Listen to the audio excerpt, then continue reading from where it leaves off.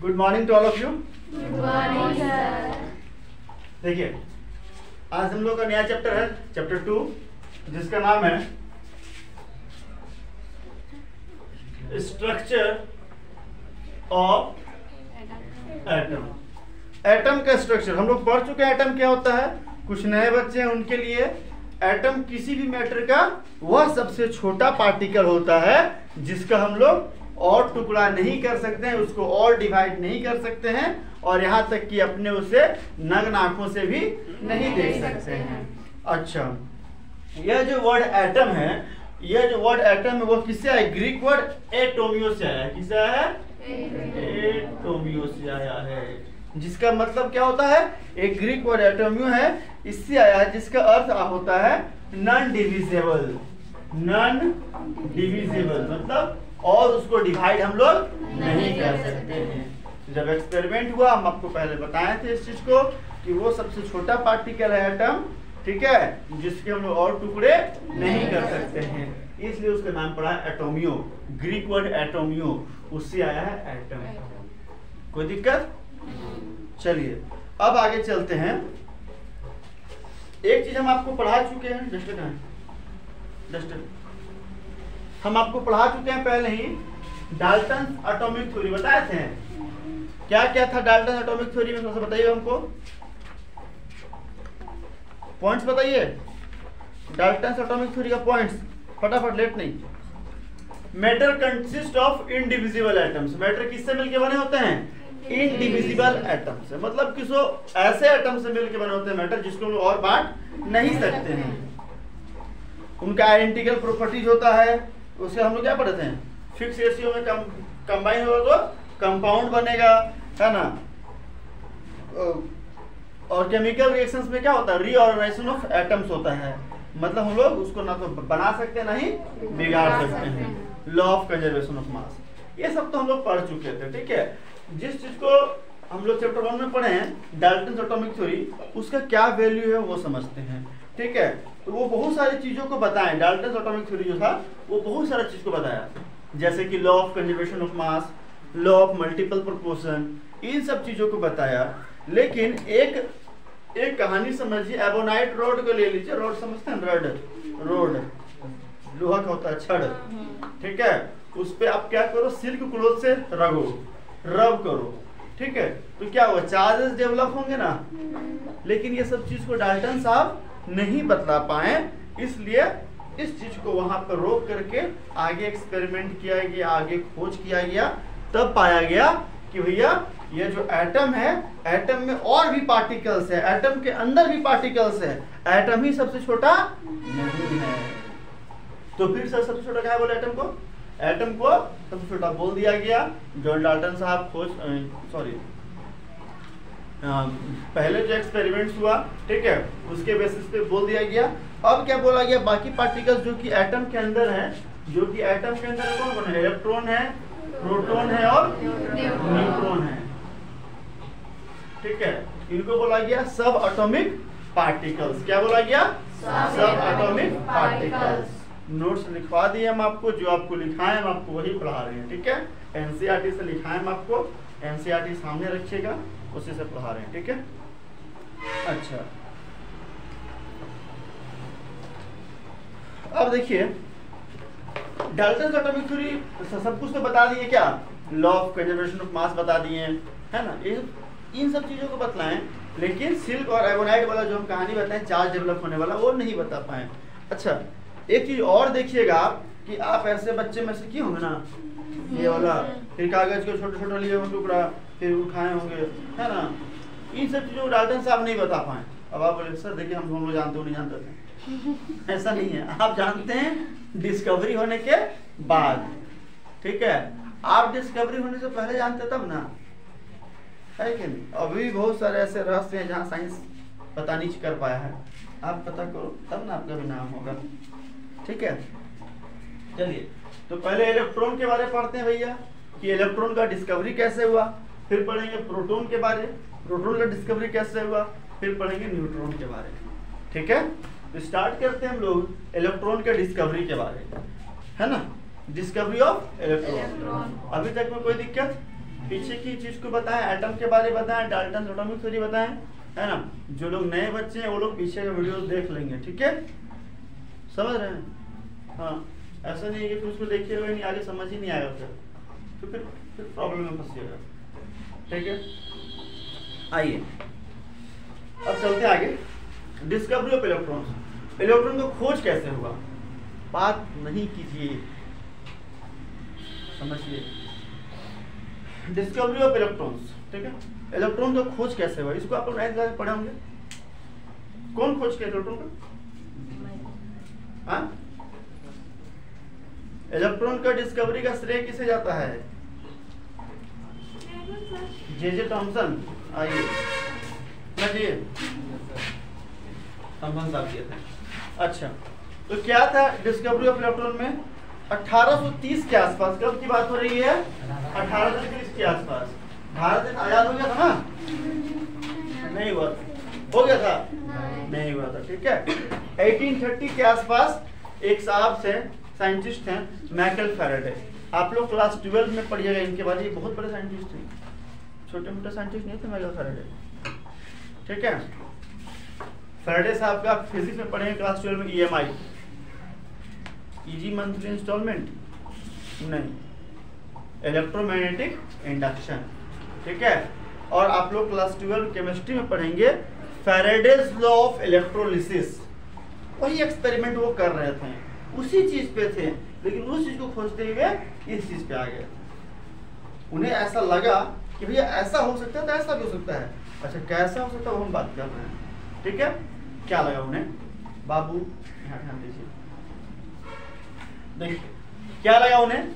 वो क्या करते हैं ना, इलेक्ट्रोलिसिस। इलेक्ट्रोलिसिस में क्या होता है, किसी भी एलिमेंट को हम लोग ले लेते हैं, किसी भी कंपाउंड को ले लेते हैं, उसे इलेक्ट्रिक करंट पास कराते हैं, वो टूट जाता है। जैसे HCl ले लिए, ठीक है। अब एक नॉर्मल समझिए, HCl ले लिए, उसको इलेक्ट्रिक करंट पास करा देंगे तो H प्लस और Cl माइनस में टूट जाएगा। तो वो समझ में आ रहा है उनको भी कि अगर ये टूट पा रहा है, मतलब क्या है? अगर ये टूट पा रहा मतलब इलेक्ट्रिसिटी का कुछ ना कुछ तो योगदान है मैटर को तोड़ने में, है ना। इस तरीके से वो करते हुए आए तो उनको समझ में आया भैया कि कुछ ना कुछ किया जा सकता है। तो वो क्या ले लिए? कैथोड रे डिस्चार्ज ट्यूब ले लिए। कैथोड रे डिस्चार्ज ट्यूब क्या होता है? एक प्रकार का इवेक्यूएटेड ग्लास का सिलेंडर टाइप का स्ट्रक्चर होता है, जो कि आपका हाई वोल्टेज बैटरी से जुड़ा हुआ रहेगा, ठीक है। वैक्यूम पंप लगा हुआ रहेगा, है ना। एक तरफ कैथोड रहेगा, एक तरफ एनोड रहेगा। अच्छा,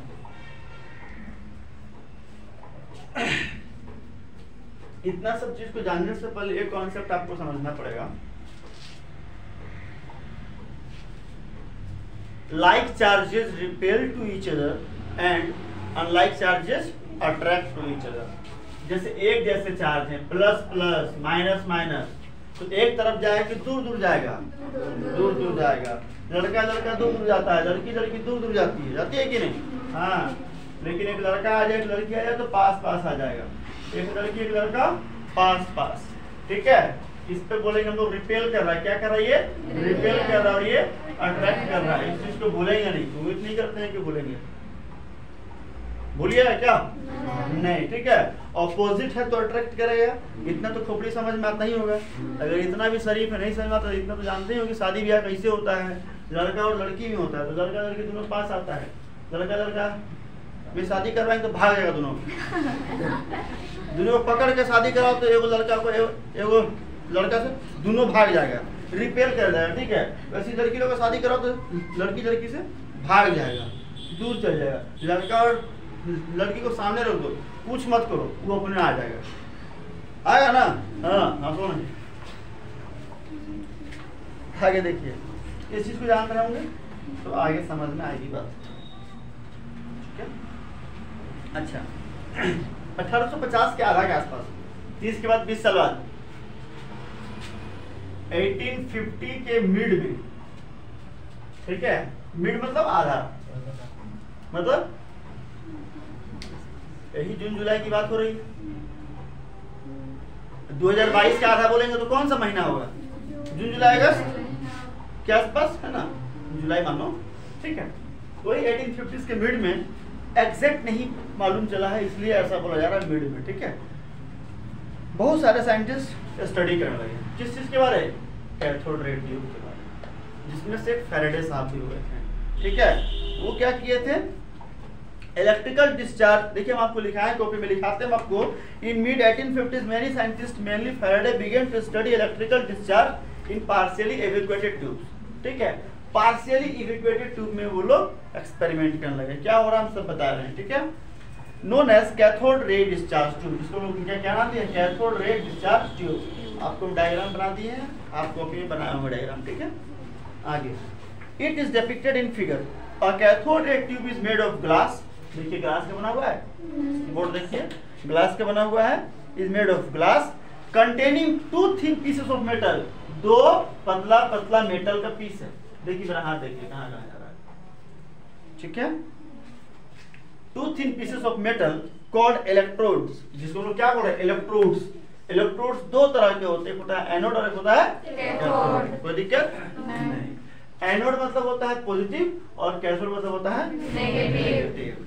ठीक है, अच्छा आगे लिखता है the electrical discharge through the gases could be observe only at very low pressure and very high voltage. इस चीज को समझते हैं, वेरी लो प्रेशर और वेरी हाई वोल्टेज। देखिए यहाँ पे हाई वोल्टेज क्यों दिए हैं? कोई भी चीज हो रहा है ऐसे तो नहीं हो रहा होगा कि चलो भैया कर लिए, मन क्या हाई दे दो, मन क्या लो दे दो, मन क्या मिडिल दे दो। अपने मन से नहीं कर सकते कोई भी चीज, कुछ ना कुछ तो रीजन रहा होगा ना। अच्छा तो क्या रीजन हो रहा है? यहाँ पर गैस भर रहे हो बहुत सारे,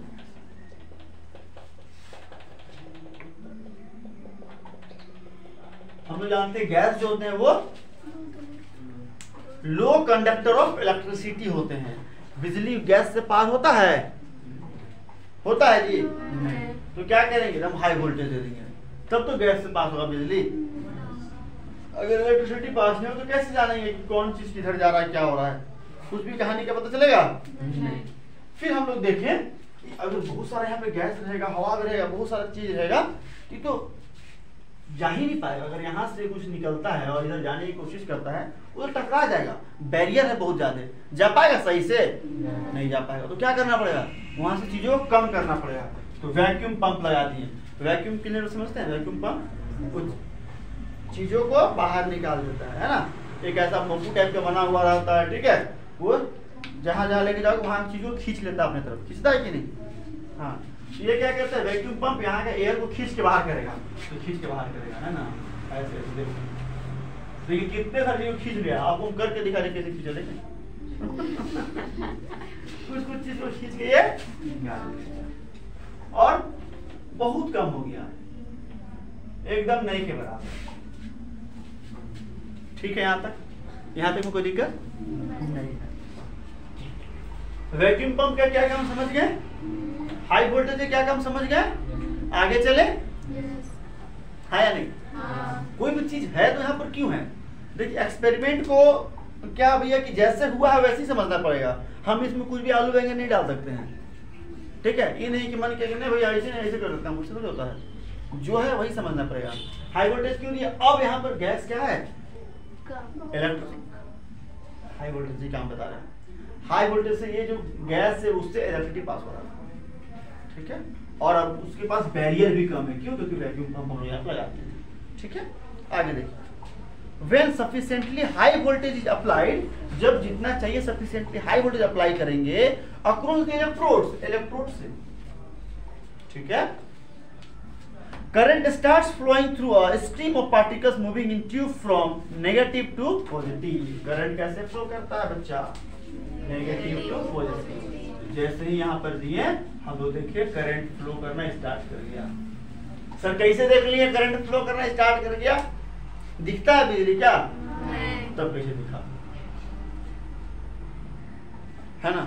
आगे देखिए कैसे दिखा। ठीक है, देखिए आगे।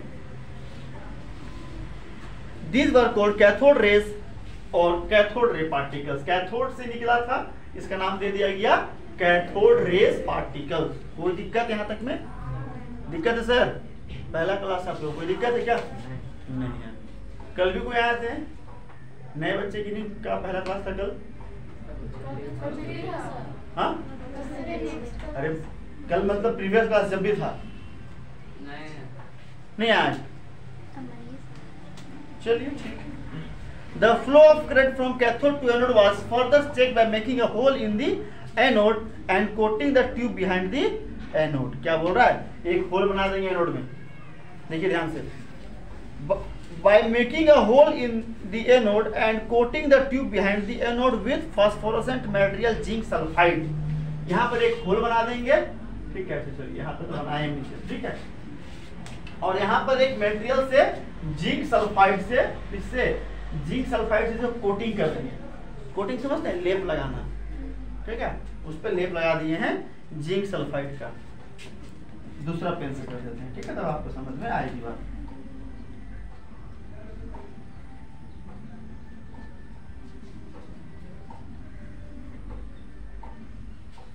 दिख रहा है?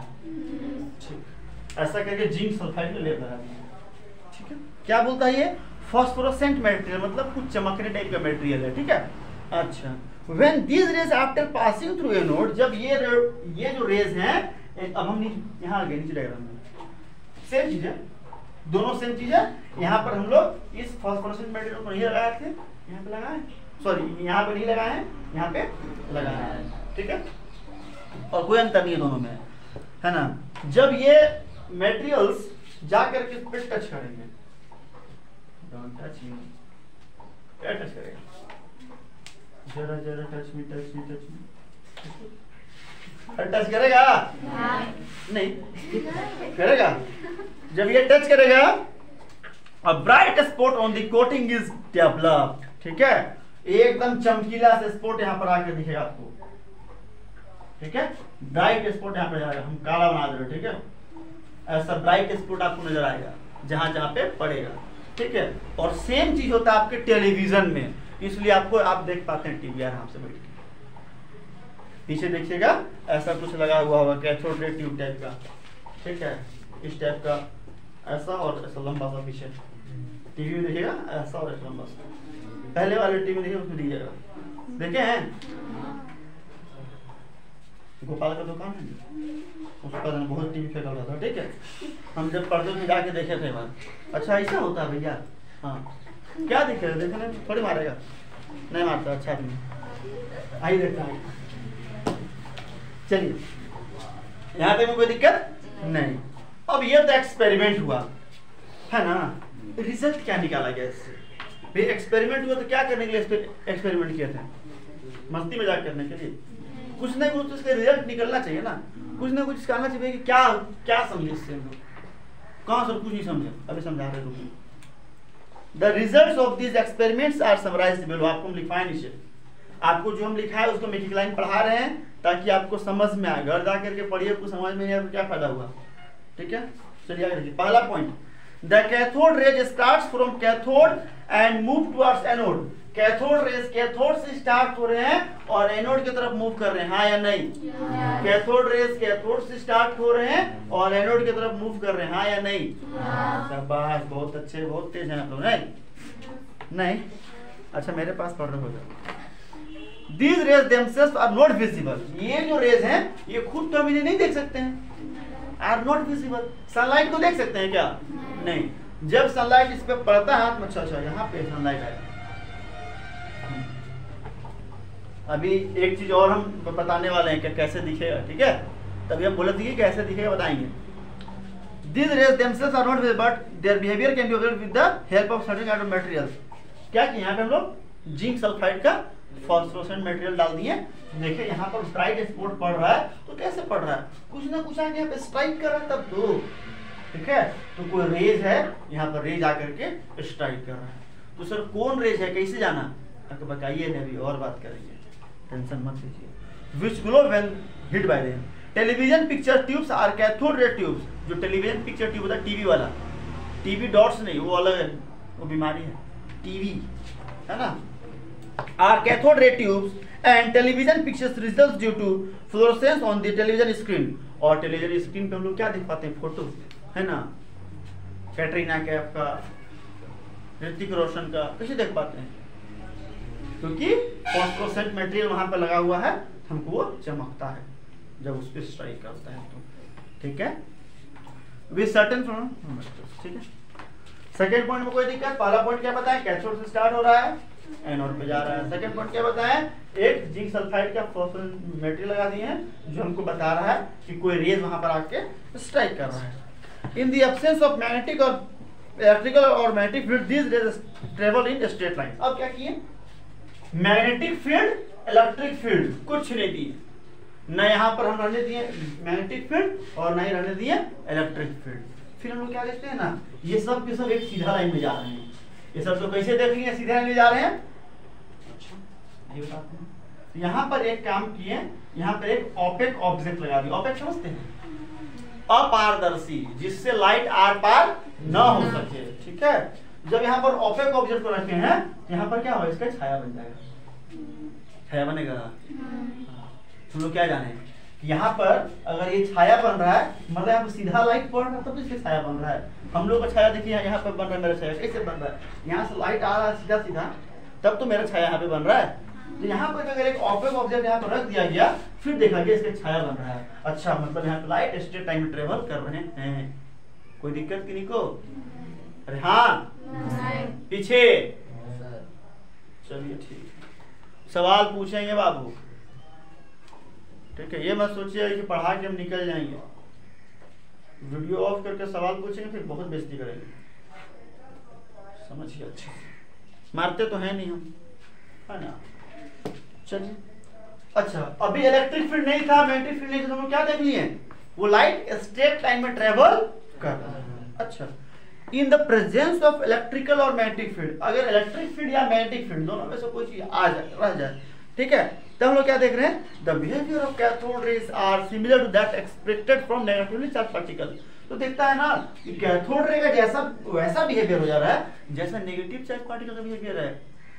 अभी तक इलेक्ट्रॉन का नाम नहीं आया है, हम नाम लिए अपने मुझे इलेक्ट्रॉन अभी तक नहीं, अभी लिए है ना, वो अलग काम के लिए है, समझाने में कहीं नाम नहीं इलेक्ट्रॉन का। ठीक है, फिर देखा गया इलेक्ट्रिक फील्ड या मैग्नेटिक फील्ड दे देते हैं हम लोग, तो यहाँ पे देखा जा रहा है ये जो कैथोड रेज है इसका व्यवहार कैसे, इसका लक्षण कैसा है, नेगेटिव नेचर का लक्षण है। ठीक है, कैसा लक्षण है, नेगेटिव नेचर, मतलब इसके पास सब गुण नेगेटिव वाला होगा। चलिए, suggesting that the cathode rays consist of negatively charge particles called electron. और बाद में ऐसा बोला गया कि कैथोड रेज जो है वो नेगेटिवली चार्ज पार्टिकल्स हैं, जिसका वो नाम दे रहे हैं इलेक्ट्रॉन। कल आप लोग बताइएगा हमको इलेक्ट्रॉन नाम कौन दिया, ये चार्ज पार्टिकल को इलेक्ट्रॉन नाम कौन दिया है। ठीक है, ये होमवर्क है ना, कल बताइएगा हमको। ठीक है, अगला पांचवा गुण, the characteristics of cathode raise do not depend on the material of electrodes and the nature of gas present in the cathode rays. अब यहाँ पे इलेक्ट्रोड है, एनोड कैथोड, ये किस चीज के बनना है उससे मतलब नहीं है, कौन सा गैस है अंदर में उससे मतलब। हम अभी तक बोले फलना गैस है, चिल्ला गैस है, नहीं बोले, उस पर डिपेंड ही नहीं करता तो क्यों बोलेंगे। कोई भी गैस दो सेम बिहेवियर, कुछ भी इलेक्ट्रोड लगाओ सेम बिहेवियर, कोई दिक्कत है किन्हीं को नहीं। अगला टॉपिक हम लोग का charge to mass ratio of electron. ठीक है, कुछ लिखना है, कुछ उतारना है तो उतार सकते हैं, अदरवाइज नेक्स्ट टॉपिक में चलते हैं। आगे देखिए, नेक्स्ट टॉपिक हम लोग का charge to mass ratio of electron. ठीक है, charge to mass ratio of electron, J Thomson साहब आते हैं वो चार्ज टू मास रेशियो हमको देते हैं, कितना देते हैं, E/m का वैल्यू कितना है, चार्ज किसका, इलेक्ट्रॉन का, मास किसका, इलेक्ट्रॉन का, दोनों का रेशियो निकाले भैया, तुमको मिला 1.75882 into 10 to the power 11 coulomb पर केजी। कोई दिक्कत नहीं। अच्छा, फिर आपको एक एक्सपेरिमेंट हुआ, मिलिकन्स ऑयल ड्रॉप एक्सपेरिमेंट। इससे आपको चार्ज और इलेक्ट्रॉन मिला है ना, इलेक्ट्रॉन पे चार्ज कितना मिला, -1.6 into 10 to the minus 19 इतना मिला। ठीक है, 1.6022, अच्छा लिख लो, -1.6022 into 10 to the power minus 19 coulomb. अच्छा, अब एक चीज हम लोग निकालना चाह रहे हैं यहाँ पर, मास ऑफ इलेक्ट्रॉन। चार्ज तो आपको मिल गया है, चार्ज मिल गया ना, इतना आया मिलिकन्स ऑयल ड्रॉप एक्सपेरिमेंट से। सर तो मास कितना है, तो निकल जाएगा मास, मास ऑफ इलेक्ट्रॉन निकलेगा, कैसे निकलेगा, E/me होगा, E/1 इंटू एम ऊपर चला गया बाई ई कट जाएगा, एम मिल जाएगा ना आपको, मतलब हम लोग इस फॉर्मूला से निकाल सकते हैं। ठीक है, तो बैठाइए ई का value -1.6022 into 10⁻⁻19 coulomb. E by m का वैल्यू इतना है 1.75880 इंटू 10⁻11 कूलम पर केजी। कूलम से किलो कट गया, केजी ऊपर चला गया, मास आ गया किलोग्राम में। हाँ सर, तो मास कितना है नहीं निकाल दिए, बता रहे 9.1 ना, 0.094 इंटू 10⁻31।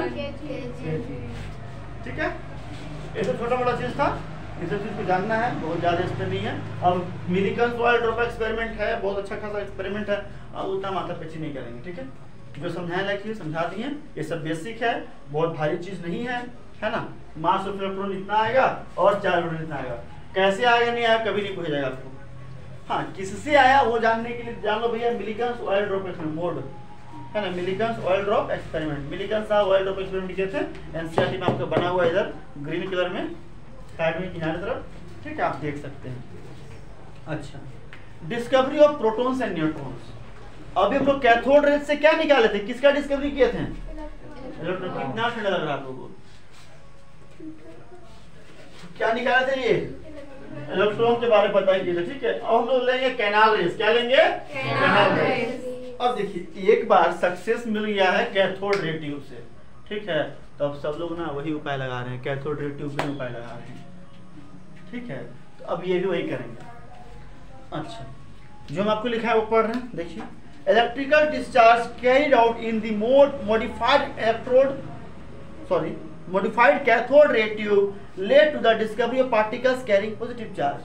अब ना इसी कैथोड रे ट्यूब को थोड़ा सा मॉडिफाई कर दिया गया, चेंज कर दिया गया, बना दिया गया।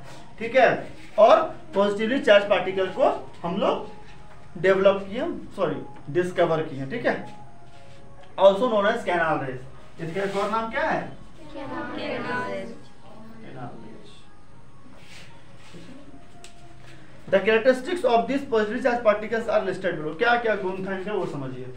पहला गुण, unlike cathode rays, cathode ray के जैसा नहीं, the positively charged particles depend upon the nature of gas। याद कीजिए, अभी बताया जस्ट, कैथोड रेज गैस पे डिपेंड नहीं करता, कैनाल रेज गैस पे डिपेंड क्या करेगा? अनलाइक बोले ना, करेगा। ठीक है, depend upon the nature of the gas present in the cathode ray tube। These are simply the positively charged gaseous ions। ये कौन है? चार्ज गैसियस आयंस हैं, इसलिए ये गैस पे डिपेंड करेंगे। याद रहेंगे, कैथोड रेज और कैनाल रेज में बहुत बड़ा डिफरेंस है कि वो गैस पे डिपेंड नहीं करेगा कैथोड रेज, और कैनाल रेज पर गैस पे डिपेंड करेगा। कैसे करेगा? Second point, the charge to mass ratio. पता है चार्ज टू मास E/me कितना आया था?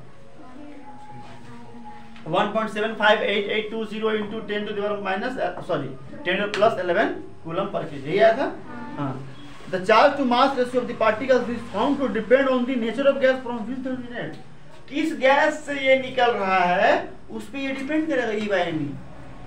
ठीक है, sum of the positively charge particles carry a multiple of the fundamental unit of electric charge. Q = Ne। आप इसे पढ़िएगा क्लास 12 में, फिजिक्स में, चैप्टर 1 में, इलेक्ट्रोस्टैटिक्स में, क्वांटाइजेशन ऑफ चार्ज के नाम से। ठीक है, क्या बोलता है? Sum of the positively charge particles carry a multiple of the fundamental of electrical charge. देखिए, fundamental unit of electric charge 1.6 into 10⁻⁻19 coulomb. Electron, charge on electron. ठीक है, इनटू एन आप अपने से लो, 1 2 3 4 जितना रिक्वायरमेंट है, जितना वहां पे जरूरत है, जितना बोला गया है। ठीक है, चौथा point, the behaviour of this particles in the magnetic और electric field is opposite to that observed for the electrons और कैथोड रेज। याद कीजिए, जब इलेक्ट्रिक फील्ड और मैग्नेटिक फील्ड आया था उस समय कैथोड रेज का जो भी बिहेवियर था जस्ट ये उसका उल्टा शो करेगा। ठीक है, तो वहां पर क्या कहते हैं, बोलिए। हाँ, the characteristics of cathode rays do not depend upon the in the presence of electric or magnetic field, the behavior of cathode rays are similar to that expected from negative charge particles. जब यहाँ पे आपका electric field आ जाए या फिर magnetic field आ जाए, ठीक है, यहाँ पे हम लोग क्या देखते हैं, कैथोड रेज वैसा बिहेव करने लगते हैं जैसा नेगेटिव चार्ज का बिहेवियर है। तो यहाँ पे कैनाल रेज वैसा बिहेव करेगा जैसा पॉजिटिव चार्ज का बिहेवियर है कि नहीं।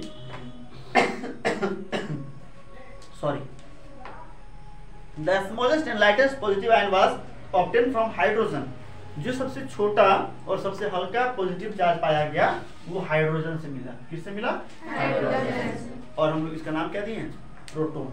तो पॉजिटिव चार्ज को क्या बोलते हैं? प्रोटॉन। नेगेटिव को इलेक्ट्रॉन, और जिस पे कोई चार्ज नहीं उसको न्यूट्रॉन। इसके बारे में आगे लिखाएंगे, ठीक है, इसको लिख लीजिएगा लाइन को, अभी हम लिखा देंगे, ठीक है, टेंशन मत लीजिए, है ना।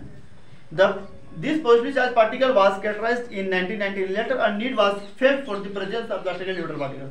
अब समझिए, पॉजिटिव भी है, नेगेटिव भी है, तो इलेक्ट्रिसिटी फ्लो हो जाना चाहिए। अच्छा, तो फिर बहुत सारी चीजों में इलेक्ट्रिसिटी फ्लो होता ही नहीं है। मतलब कुछ ना कुछ है जो कि न्यूट्रल करके रखा है।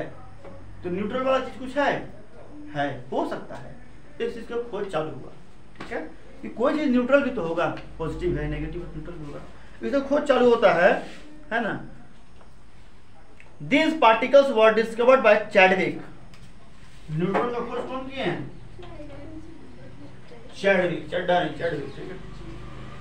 1932 में, 1932 में। कैसे खोज करते हैं भैया? By bombarding a thin sheet of beryllium by alpha particles. Beryllium समझते हैं? एटॉमिक नंबर बेरिलियम का, एटॉमिक नंबर बेरिलियम का 4, एटॉमिक मास 9। बहुत अच्छे, किसी को याद नहीं है, ये हमें अच्छा ना लगा।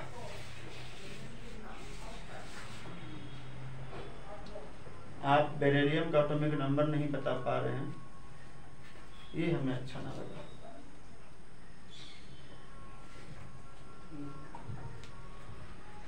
याद कहाँ है? याद हो तो बोलवे करते हैं। चलिए ठीक, पढ़ना है भैया तो पढ़िए, क्या ठीक है, चलो थोड़ा मेहनत कीजिए, है ना। देखिए, तो अल्फा पार्टिकल्स को ले लिए और ऐसे बम्बार्डिंग कराएं, इस पे आकर के बम्बारी हो रहा है, टकरा रहा है, टकराया जा रहा है, बम्बार्डिंग कराया जा रहा है, ठीक है। When electrically neutral particles having a mass slightly greater than that of the proton was emitted, जब यहाँ से न्यूट्रॉन निकला जिसका मास प्रोटॉन से हल्का सा ज्यादा होता है, न्यूट्रॉन का मास प्रोटॉन से हल्का सा ज्यादा होता है ना, वो जब निकला तो हम लोग उसको नाम क्या दे दिए? Neutron. The important properties of this fundamental particles are given in table 2.1। इस टेबल को बना लीजिएगा, जिसपे आपको इलेक्ट्रॉनों का चार्ज कितना दिया हुआ है? -1.6 इन, कितना दिया हुआ चार्ज? बोलिए, -1.6022 इलेक्ट्रॉन की बात कर रहे हैं। प्रोटॉन का चार्ज कितना दिया हुआ है? क्या दोनों सेम है? नहीं है, तो बस चार्ज अलग है ना। अच्छा, मास ऑफ न्यूट्रॉन 0, कोई दिक्कत नहीं, मास सबका दिया हुआ है ना, सब कुछ यहाँ पे दिया हुआ प्रॉपर्टीज। अब आगे दिन हम लोग देखेंगे एटॉमिक मॉडल्स। एटॉमिक मॉडल आज छोड़ दे रहे हैं, ठीक है, एटॉमिक मॉडल्स हम लोग दूसरे दिन करेंगे। कोई दिक्कत है कि नहीं? को कुछ होमवर्क दिए तो देख लेते हैं।